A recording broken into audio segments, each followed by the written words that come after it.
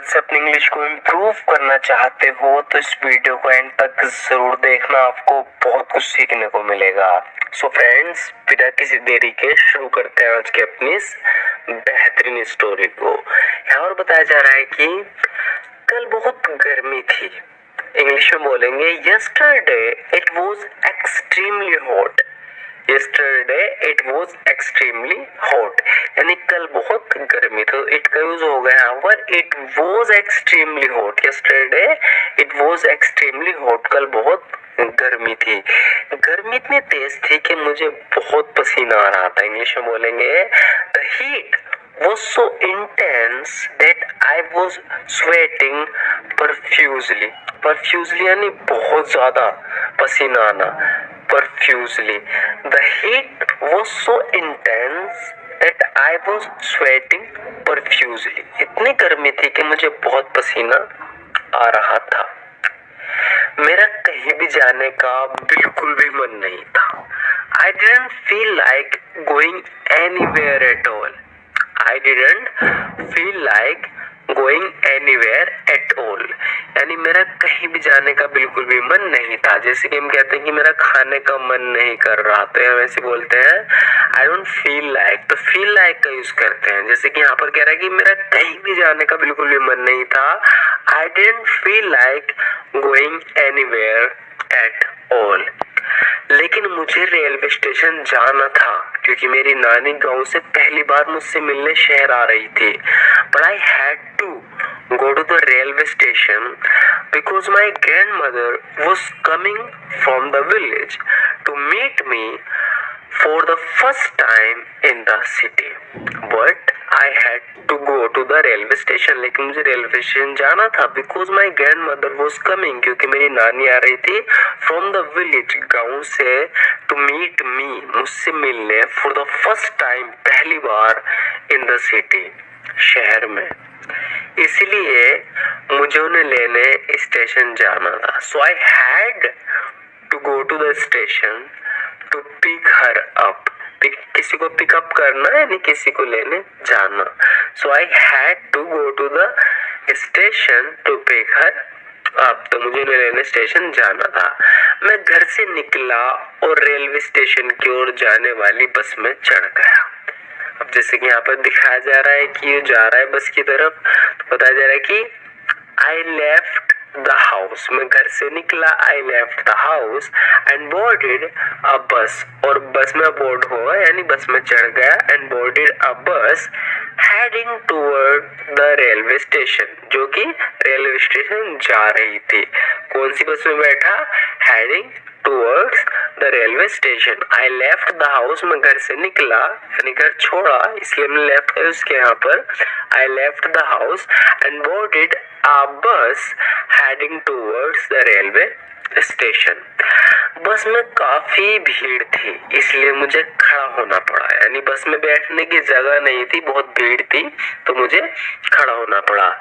The bus was quite crowded, यानी बस में बहुत ज्यादा क्राउड थे, बहुत भीड़ थी। The bus was quite crowded, यानी बस में बहुत भीड़ थी। So I had to stand, तो मुझे खड़ा रहना पड़ा। गर्मी के कारण मेरे कपड़े पसीने से भीग गए थे। इंग्लिश में कैसे बोलेंगे? ड्यू टू द हीट, यानी गर्मी के कारण, हीट के कारण, due to the heat my clothes were soaked with sweat. जो स्वेट था, पसीना था, उससे मेरे कपड़े सोक्ड हो गए यानी भीग गए थे।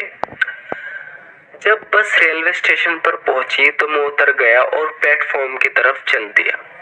When the bus reached the railway station, I got off यानी बस से उतरना, get off का यूज करेंगे यहाँ पर।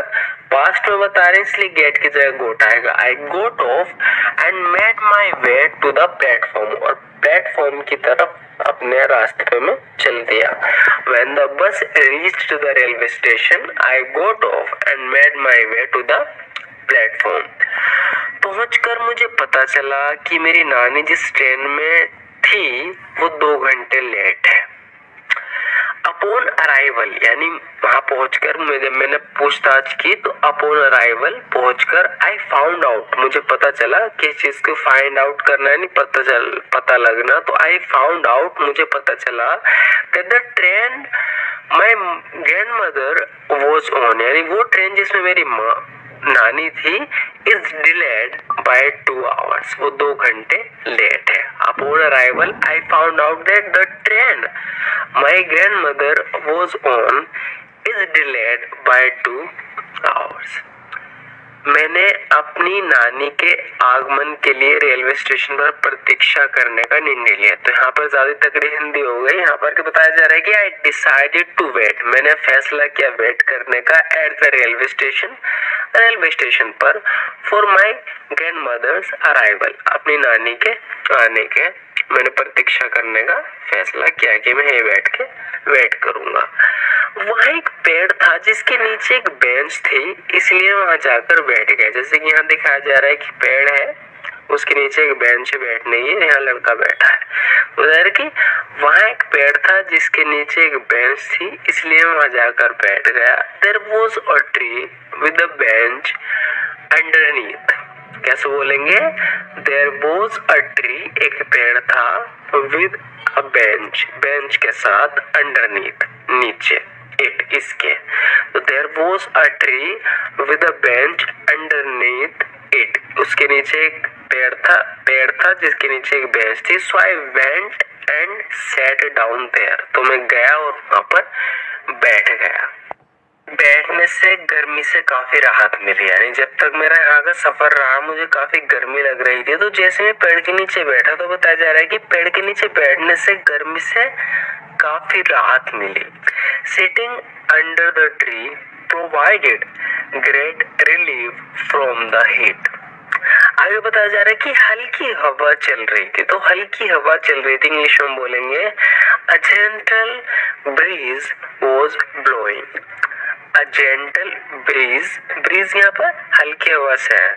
अ जेंटल ब्रीज यानी हल्की हवा वॉज ब्लोइंग, चल रही थी। And I felt so comfortable, और मुझे काफी कंफर्टेबल महसूस हो रहा था अंडर द ट्री, पेड़ के नीचे। That I dozed of for a while, कि मैं थोड़ी देर के लिए सो गया, यानी झपकी लग जाती है ना दिन में, हल्की से सो जाते हैं हम बैठे बैठे थोड़ी देर के लिए, तो उसके लिए डोज ऑफ यूज करते हैं। I felt so comfortable under the tree that I dozed of for a while. उस पल मुझे एहसास हुआ कि पेड़ हमारे लिए कितने महत्वपूर्ण हैं। In that moment, I realized how important trees are for us. In that moment, यानी उस पल, I realized, मुझे एहसास हुआ, how important trees are for us, कि हमारे लिए पेड़ कितने ज़्यादा important हैं। Unfortunately, दुर्भाग्य से, we are cutting them down, हम उन्हें काट रहे हैं rapidly, तेजी से, हम पेड़ों को तेजी से काट रहे हैं।